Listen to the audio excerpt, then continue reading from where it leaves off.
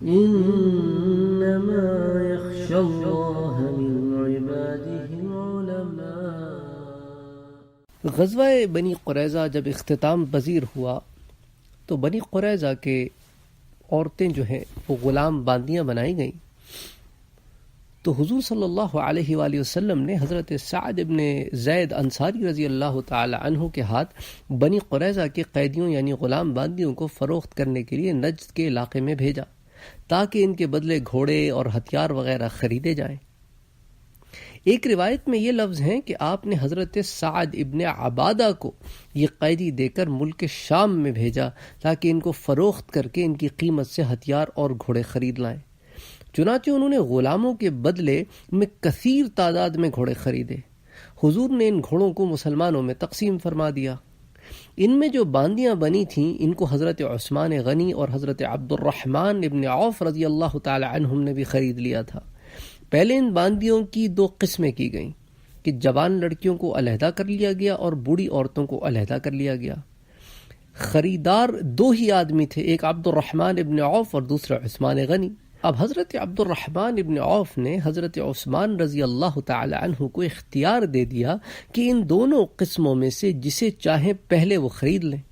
حضرت عثمان نے بوڑھی عورتوں کو خرید لیا اور حضرت عبد الرحمن نے جوان لڑکیوں کو خرید لیا۔ پھر حضرت عثمان نے اپنی خرید کردہ بوڑھیوں میں سے ہر ایک کو یہ اختیار دے دیا کہ اگر وہ اتنا مال ان کو ادا کر دے تو وہ آزاد ہوگی۔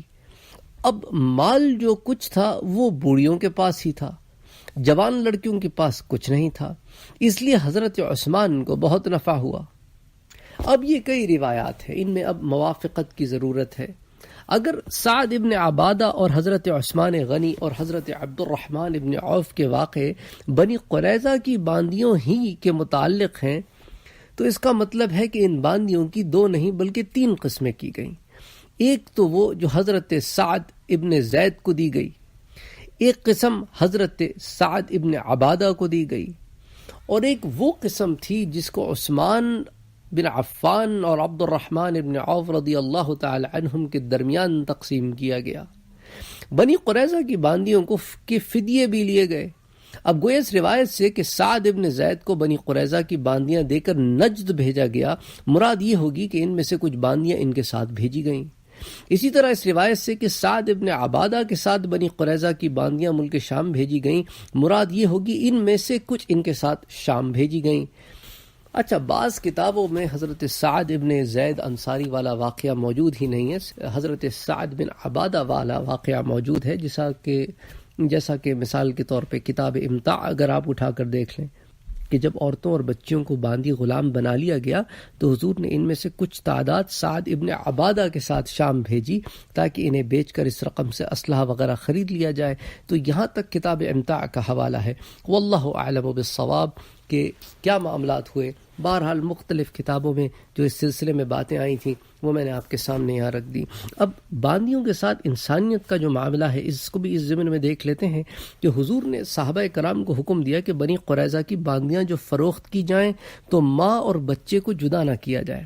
سبحان اللہ، آپ نے فرمایا جب تک بچہ جوان نہ ہو جائے اسے ماں سے علیحدہ نہ کیا جائے۔ آپ سے پوچھا گیا یا رسول اللہ بلوغ سے کیا مراد ہے؟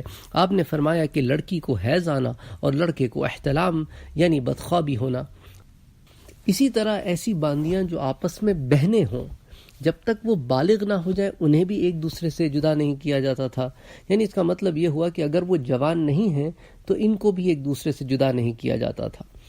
تو اسی لیے علماء کے نزدیک ماں اور بچے کے درمیان علیحدگی جو ہے وہ ان معاملات میں جائز نہیں ہے، اور یہ حضور صلی اللہ علیہ وآلہ وسلم کے ارشاد کے تحت ہے کہ جس نے ماں کو اس کے بچے سے جدا کر دیا اللہ قیامت کے دن اس کو اس کے عزیزوں اور محبت کرنے والوں سے جدا کر دے گا۔ وفوق كل ذي علم